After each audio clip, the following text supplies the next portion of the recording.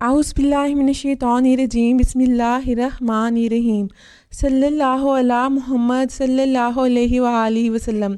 الحمدللہ، بحیثیت مسلمان درود تو ہم سبھی پڑھتے ہیں، لیکن کیا آپ نے کبھی سوچا کہ جب آپ درود شریف پڑھتے ہیں تو آسمانوں پر کیا معجزہ ہوتا ہوگا؟ آج ہم ایک ایسے ٹاپک پر بات کر رہے ہیں جو درود السلام پڑھنے والے کا حوصلہ بلند کر سکتا ہے اور بندے میں اس کی کثرت کا جذبہ و شوق پیدا ہو سکتا ہے۔ جب بھی کوئی مومن پاکیزہ دل سے درود پڑھتا ہے، فرشتے اس کی آواز پر خوشی کے ساتھ جھوم جھوم اٹھتے ہیں، آسمانوں کے دروازے کھل جاتے ہیں اور رحمت کا ایک نورانی سیلاب نازل ہوتا ہے جو پڑھنے والے کے سر سے لے کر اس کے گھر تک سب کو ڈھانپ دیتا ہے۔ جی ہاں، یہ کوئی مبالغہ نہیں بلکہ قرآن و حدیث سے ثابت شدہ حقیقت ہے۔ ایک حدیث پاک میں اللہ کے رسول نے فرمایا، جو مجھ پر ایک بار درود بھیجتا ہے اللہ اس پر 10 رحمتیں نازل فرماتا ہے، 10 نیکیاں عطا کرتا ہے، اس کے 10 گناہ معاف فرماتا ہے اور 10 درجات بلند کرتا ہے۔ یعنی ہر درود پر آپ پر 10 رحمتیں نازل ہوتی ہیں، آپ کے نامہ اعمال میں 10 نیکیاں لکھی جاتی ہیں، 10 گناہ مٹتے ہیں اور 10 درجات بلند ہوتے ہیں۔ کیا یہ کم بڑی بات ہے؟ اور سب سے حیرت انگیز بات، درود شریف کے بارے میں جانتے ہو کہ کیا ہے؟ درود ایک ایسی عبادت ہے جو کبھی رد نہیں کی جاتی۔ یعنی یوں سمجھیے کہ دیگر عبادات کے بارے میں یقین سے نہیں کہا جا سکتا، لیکن درود اور اتباع سنت یہ ایسی عبادات ہیں جو قبول ہی قبول ہیں۔ اور سب سے اہم بات کہ شیطان اس عمل میں دخل اندازی نہیں کر سکتا۔ اللہ تعالیٰ نے ہمارے ذمہ جو عبادتیں مقرر فرمائیں، ان میں سے بعض عبادتیں ایسی ہیں جو اللہ رب العالمین کی مرضی پر موقوف ہیں۔ وہ چاہیں تو اپنے فضل و کرم سے اسے قبول فرمائیں یا چاہیں تو قبول نہ فرمائیں، اور بعض باتیں ایسی ہیں کہ اللہ جل جلالہ نے انہیں اپنے فضل و کرم سے قبول کر لیا ہے۔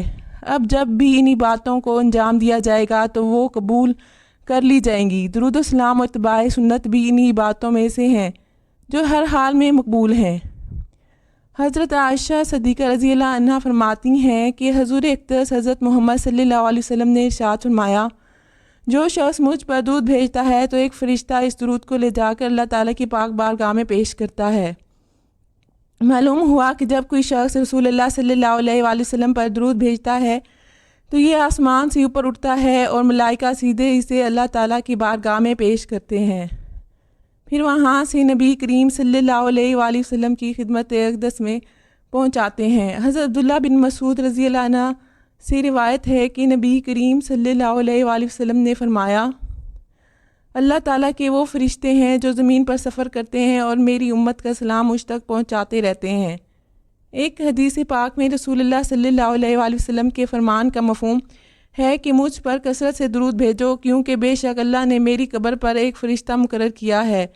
جب میری امت میں سے کوئی شخص مجھ پر درود پڑے گا تو یہ فرشتہ مجھے کہے گا، اے محمد صلی اللہ علیہ وآلہ وسلم، فلاں شخص کے فلاں بیٹے نے اس وقت آپ صلی اللہ علیہ وآلہ وسلم پر درود بھیجا ہے۔ ذرا تصور کرو، فرشتے آپ کے ایک درود مدینہ منورہ میں رسول اللہ صلی اللہ علیہ وآلہ وسلم کی مبارک بارگاہ میں آپ کا اور آپ کے والد کا نام لے کر پہنچاتے ہیں کہ اللہ کے رسول فلاں ابن فلاں نے آپ صلی اللہ علیہ وآلہ وسلم پر درود و سلام کا نذرانہ بھیجا ہے۔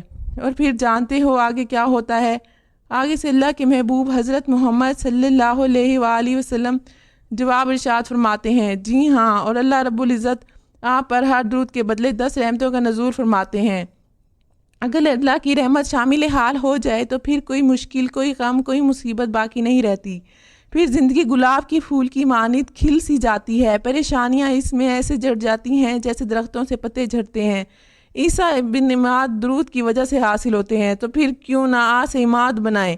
یعنی درود شریف کی برکت سے اگر بلند مرتبہ حاصل کرنا ہے تو ہمیں چاہیے کہ ہم بھی خود کو اس قابل بنائیں، اپنی بنیاد مضبوط کریں تاکہ وہ نورانی مقام ہمیں بھی نصیب ہو سکے۔